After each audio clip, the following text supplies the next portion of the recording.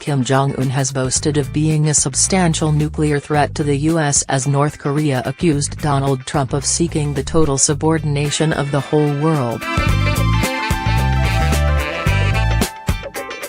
The dictator warned that his rapidly developing nuclear force is exerting big influence on the international community as he delivered a speech in Pyongyang.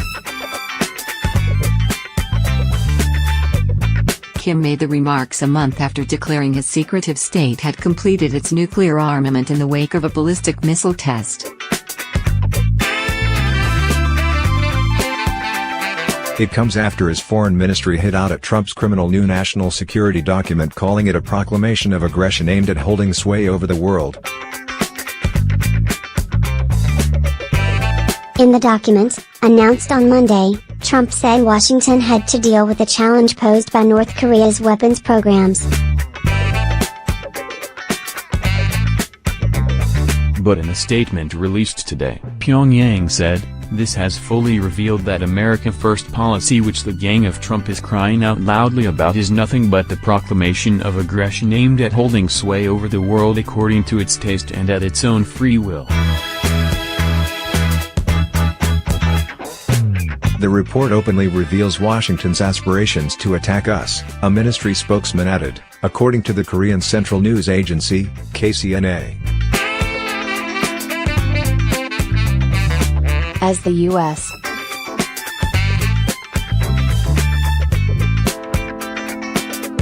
set its diplomatic and security policy at crushing us militarily and is publicly aiming a sword at us, we will make the U.S.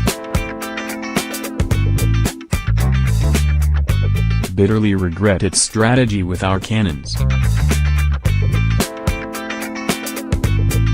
The international community should be aware of Trump's scheme to set off a nuclear war on the Korean peninsula.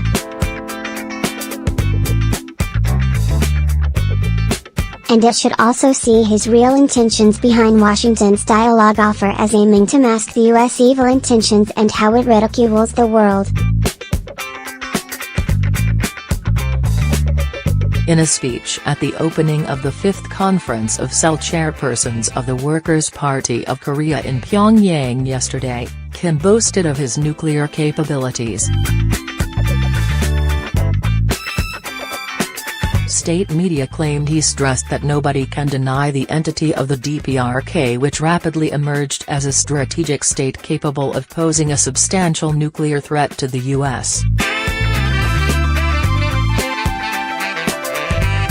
He added, although grave challenges that should not be overlooked face us, we neither feel disappointed nor afraid of them but are optimistic about progress of our revolution under this situation. Meanwhile, the UN Security Council is due to vote on Friday on a US-drafted resolution that seeks, yet again, to toughen sanctions on North Korea in response to its latest intercontinental ballistic missile launch, diplomats said. If approved, the resolution would restrict oil supplies that are vital for Pyongyang's missile and nuclear programs. The United States presented the draft resolution yesterday following negotiations with China, Pyongyang's ally, on new punitive measures in response to North Korea's test of an intercontinental ballistic missile, ICBM, on November 28. It would be the third raft of sanctions imposed on North Korea this year and comes as the United States and North Korea are showing no signs they are willing to engage in talks to end the crisis on the Korean peninsula. Diplomats said they expected the measure to be adopted during the meeting scheduled for 1 p.m. Japan's ambassador Koro Besso, who holds the council presidency, said Japan supports the draft resolution wholeheartedly and voiced hope that there will be unanimous support.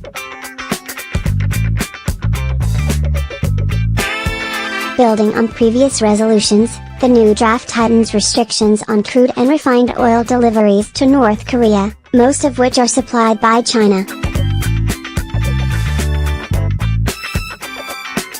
The measure would ban the supply of nearly 90% of refined oil products to North Korea and order the repatriation of all North Korean nationals working abroad within 12 months, according to the text obtained by AFP. U.S. President Donald Trump asked Chinese President Xi Jinping last month to cut off oil to North Korea, a move that would deal a crippling blow to its desperately struggling economy. Tens of thousands of North Koreans have been sent to Russia and China to earn hard currency for Pyongyang, working in what UN rights officials have described as slave-like conditions. The draft resolution would cap crude oil supplies to 4 million barrels per year, and deliveries of refined petroleum products including diesel and kerosene would be capped at 500,000 barrels for next year. Countries would be required to notify the United Nations of their oil shipments to North Korea. Since September last year, North Korea has carried out a nuclear test, its sixth, and a series of advanced missile launches which are banned under UN resolutions.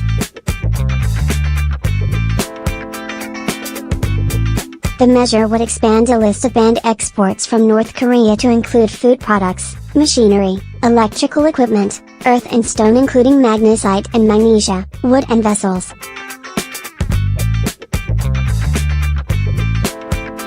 All countries would be authorized to seize, inspect, freeze and impound ships suspected of carrying illegal cargo to and from North Korea, according to the draft.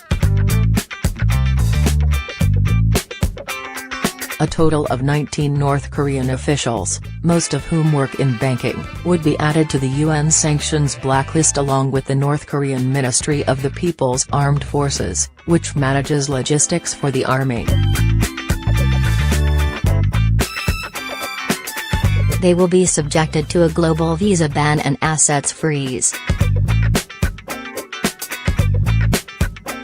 The United States has led the drive at the Security Council to tighten sanctions aimed at piling pressure on Kim Jong-un's regime to come to the negotiating table. Last week, U.S. Secretary of State Rex Tillerson told the Council that the pressure campaign must and will continue until denuclearization is achieved as he backtracked from his offer to hold unconditional talks with Pyongyang. French Ambassador François Delattre said the new sanctions would pile pressure on Pyongyang not for the sake of pressure, but in order to push for a dialogue and to have better leverage for the negotiations and the political solution we need. In negotiations on previous sanctions, the United States has first agreed with China on provisions of each resolution before presenting the text to the full 15-member Council, which has then quickly adopted it. So far, the Security Council has imposed a ban on supplies of condensates and natural gas liquids to North Korea, capped deliveries of refined oil products to 2 million barrels a year, and capped crude oil exports at current levels.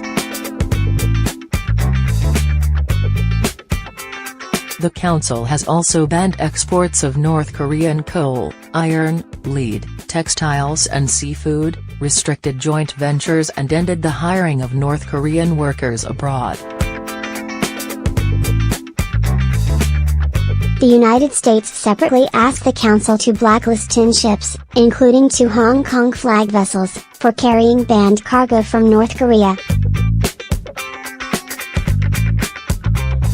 China however raised objections at those sanctions, and the request to ban the 10 ships from ports worldwide will again be considered on December 28.